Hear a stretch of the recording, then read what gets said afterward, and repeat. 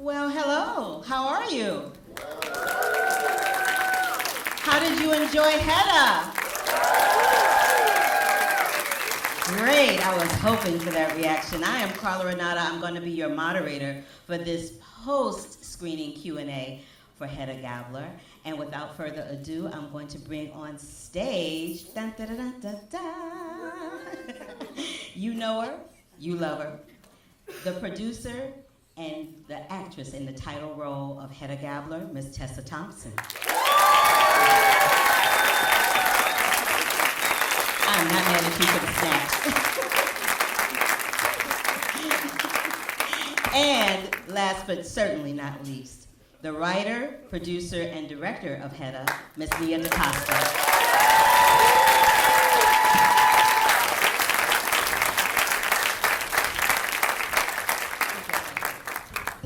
You're welcome.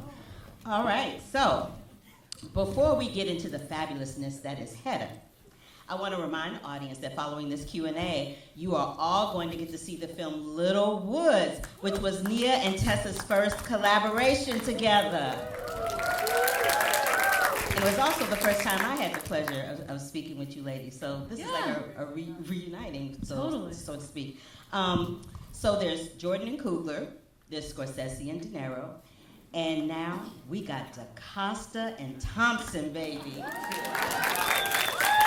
You know, for a quick second, I was like, no, it's Ryan Coogler. No, baby, I got it. I was like, it's Jordan Peele. Yeah. No, baby, I'm doing the last names, the last names. That's cool. So having said that, what is it that connects you both to create as a duo? And share with us how your collaborative relationship has evolved over the years. You can start, Nia. Hi, everyone. Thank you for coming. I think you're right. We screened our film Little Woods here. I didn't remember, and now that I'm just sitting here, I'm like, oh, it was here. You know what I remember from that time, actually, is that I was sitting there and I said humbleness instead of humility. And I think about that every and it's haunted you. It's haunted me. For about 8 years. If anyone was there, I knew I was wrong 30 seconds later, but it was too late. But this is why we're still collaborating, because she puts up with me having brain farts like that. Do you know what, Nia? It occurs to me because she and I have a habit. Every time we take a photo together, we look like we look like we're at like, and you know those photo booths you used to take at like the mall, and you'd be like one friend's like this and the other friend's like this. Like that's the kind of photographs we take. And our very first one we took like that was in this lobby. Wow. Yeah, just looking super nerdy. Oh my God, yeah, we can't help it. We either look like a couple who are about to adopt a child, or I look like I've adopted you. And it's so there's never like an in-between. But, okay, to answer your question, thank you so much for being here as well. My pleasure. You know, when I first came to know of Tessa and her work, it was when I was trying to figure out what actors were going to come to the Sundance Labs, or to the Director's Lab, and help me workshop my scenes from my movie. And basically you get to like bring 3 actors out, and I knew I wanted Luke Kirby and Amy Rossum for 2 of the roles, but the lead role, Ollie in Little Woods, I wasn't sure, I didn't know who it would be. And the casting director that I had through the labs was like, you should look into Tessa Thompson.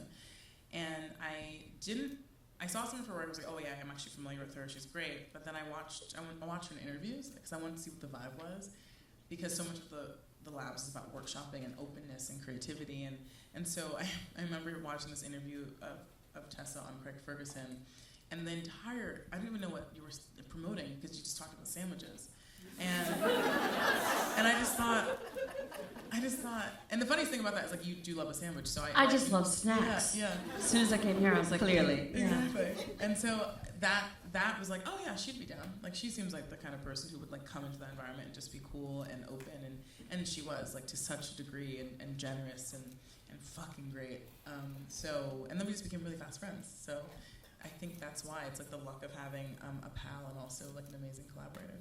All right, well, we got your take on it. Tessa, what's your take?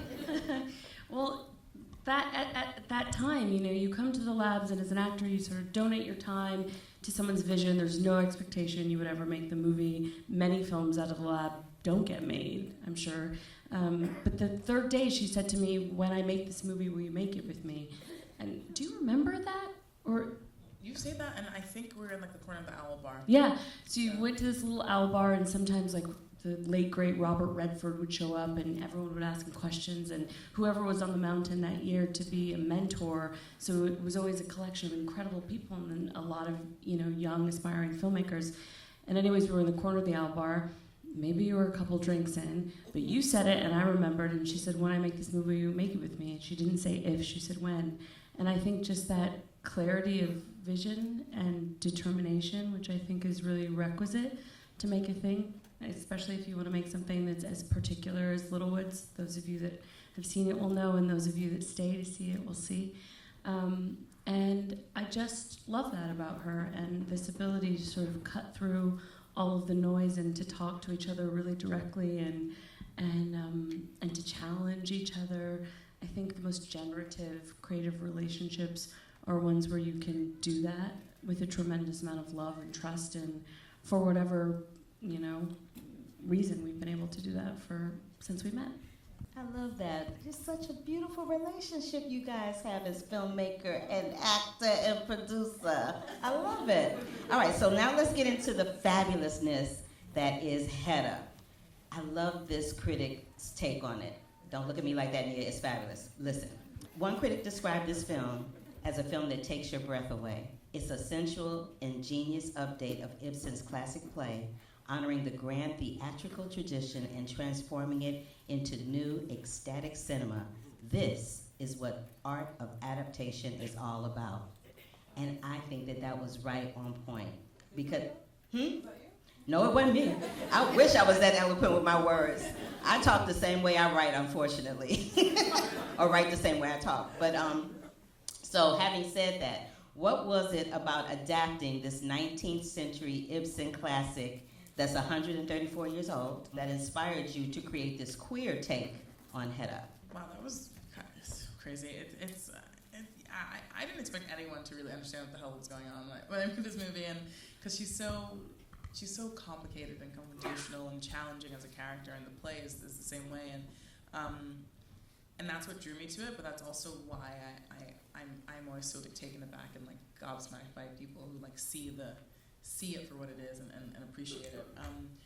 I really just wanted to take a stab at a character like that who makes you really think about why she does what she does, and in turn make you think about why you do the things you do. She talks a lot about cowardice and bravery. I think that's something we all wrestle with in our own ways. Like, what is it to really do what you want to do? Like, are you living a life that you actually want to be in? We all make decisions. We all go down these paths, and I think there's no great secret or mystery why so many of the stories we tell are kind of sliding doors stories, like what could have been. And so I think we all live in this state of not perpetual regret, but like perpetual what if. And I think for some people that's torturous, and I think for HEDDA there's an element of that. And I think the what if walked us into the party in the form of Eileen Loveborg, and that dynamic was so exciting to me. And so that was a part of why I really want to tell the story. Cool, thank you for that. Now, Tessa, I'm gonna turn the tables on you for a second. This is your 6th time producing a project. Did you know that? It's your 6th time, I'm gonna remind you, it's your 6th time producing a project. So having said that, how have you learned to navigate your role as a producer while focusing and navigating being an actress who's focused on the role and the task at hand? Oh. Well, thanks for telling me that. I didn't know that. That's very cool. Yes, girl, I do my research. And this project marks the first thing that I've produced under my production company's banner, which is called Viva Mod, and I'm really excited, and it feels very special that our first outing would be with you, given the relationship that we've had. I really got into producing mostly. I was doing it in the context of projects that I was in, so I made a film called Passing, I made a film called Sylvie's Love, and those things I also produced.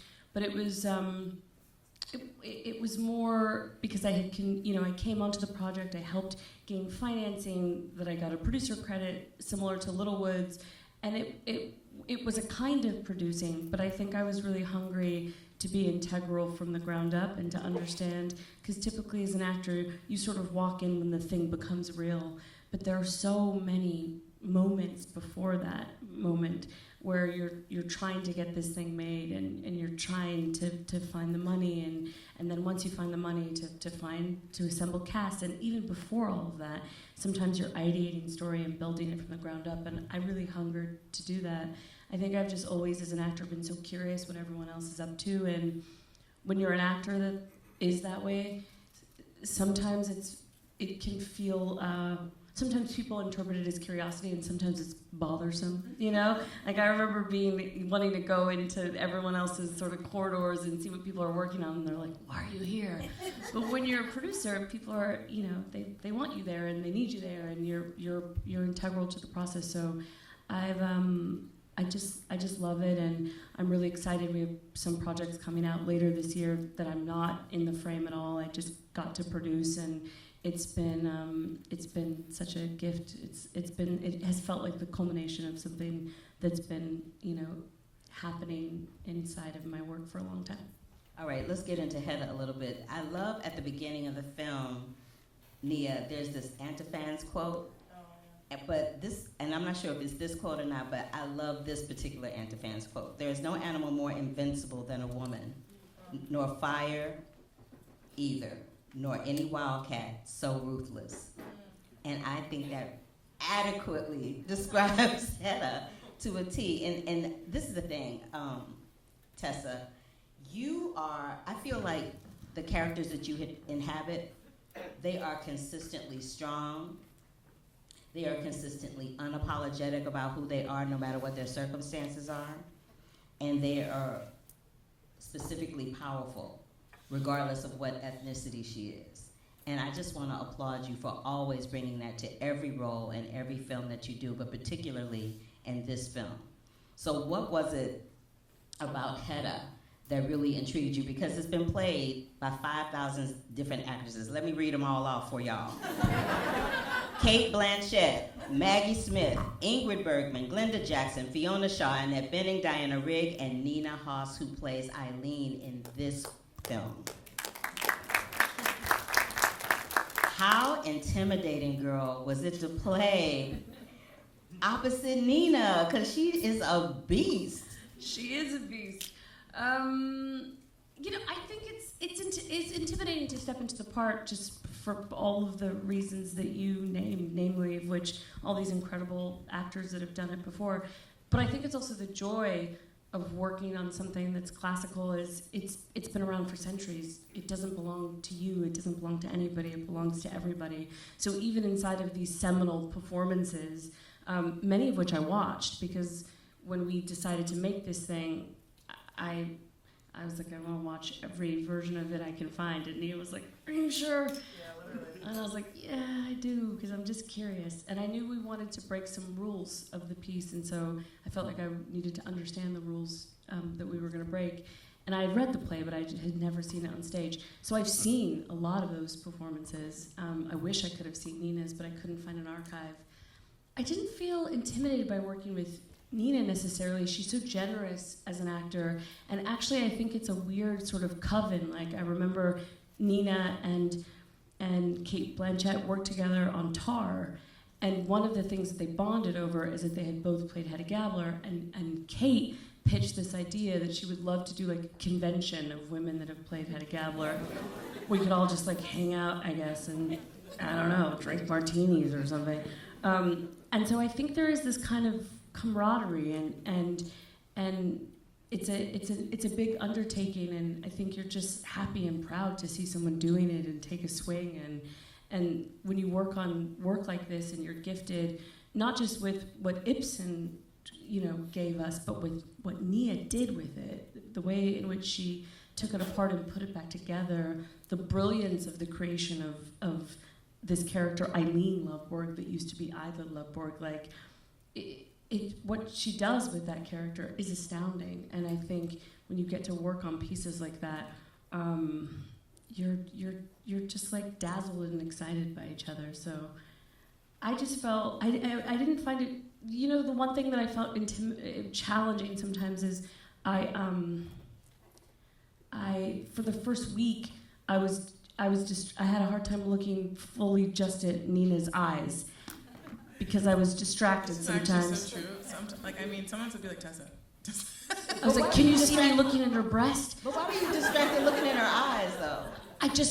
She's got a great dress on. She's so extraordinary. She's very powerful. And she's so powerful, and she has, she's dazzling as an actor, and also just where I am height-wise. Sometimes I was like, oh no, I'm looking, oh goodness. So that took me about a week to get over. But she was very generous. I was like, am I looking at your breasts again? She was like, yes you are. So we've heard about your challenges on set. Nia, what are some of the biggest challenges that you faced in adapting this into the screen for us to see? Keeping HR away from. It's funny because I wrote this for myself. I wrote it on spec. I had the idea when I was getting my master's when I was 22. Wrote it when I was 28. And so I had so much time to ruminate and just really figure out what it is I wanted to do and why I wanted to do it. But really early, like the biggest changes I made were done. So like I thought Eilert should be a woman. I wanted to set it in the 50s. I wanted to set it in England. And then when I met Tessa in 2015, I was like, and Tessa Thompson is now HEDDA. She didn't know this for a few years, but that was in the works. Thank God it worked out. I think the way I approach adaptation is the way I enjoy adaptation, which is I love seeing the most literal translation. I love seeing the most expansive one. So, my first experience of really thinking about adaptation in a more dynamic way was when I was in high school in AP English. We were reading Heart of Darkness by Joseph Conrad, and my teacher said, "Okay, we're done with this. But if you guys are interested, actually, Coppola made a movie called Apocalypse Now. That's sort of loosely adapted from the book." I was like, "Who's Coppola?" And this is also when I discovered him and fell in love with that man and his work. But I was like, "Oh, cool!" And I happened to have that I think we had Redux I was in boarding school in the dorm, and so I watched it and I was like, "Well, this is not the Congo," But I was like, "Oh wow, right, adaptation isn't necessarily about a literal word for word, image for image. It's about the feeling. It's about the themes. It's about the emotion, the rage, or the obsession, or whatever that you feel when you read it or watch something." And so that's what I was translating, and that's I think why I went into it kind of fearlessly. I love how you do the percussion at the beginning. It's like it's its own silent character that doesn't have any lines, but it has sound. Can you speak a little bit about working with all of the fabulous craft people, from the costumes to the makeup to the production design to the musical score? Can you walk us through what that process was about choosing those people? For sure, yeah. So Sean Bobbitt, my DP, and I actually met when I was 24 years old, and I was PA on a TV show that he was shooting, and I would drive him to RACSC in Secaucus, New Jersey, and ask him about cameras and about lenses, and I'd be like, "I'm making a short film. I'm going to make movies." He's like, "Okay, this is what's happening." And at the time, it was I graduated college when the Red was making everything every cinematographer had learned irrelevant, even though the Red wasn't really giving what needed to be given. And Sean was developing the Alexa at the time. He was helping Ari develop that camera, and so now I have a huge bias towards it. But again, generosity of spirit that my collaborators tend to have. That's something I really look for. Also, he's a genius, so that's helpful. But we reconnected on the Marvels, and I knew I just wanted to work with him again. I was like, "Oh, I met my match essentially." And a lot of his crew also, Simon Wood, our Steadicam and Trinity operator, Jem, our key grip. Lindsay did the Marvel film as well, and she's just a mad scientist. She's just so good. Cara Brower, this is our third film together. So I was just collecting people over the course of my career, and I think basically every department head was not the first time working together, except for Jakob Schulsinger. But we met Jakob at Sundance Labs, and we were friends, and he edits for Ruben Östlund and Lars von Trier, and he's also just a funny Danish man. So I just knew this would be the perfect match, weirdly. But I chose them all because they're all so brilliant, but also understand me, and I'm super clear and I'm really specific and I know exactly what I want, but I also want to hear what they have to say, and I really want them to improve on everything that I have, and I want them to be able to be the amazing artists that they are. So that has always garnered just great work, and so I'm so proud of the crafts in this movie. Oh, Hilda is our first time working together. I wanted her to do the Marvel movie, and she was like, I don't think that's happening. And I was like, I totally get it, girl. And so then like a year later, I sent her HEDDA, and I was like, I think this might be more yours to be a babe. She's like, absolutely.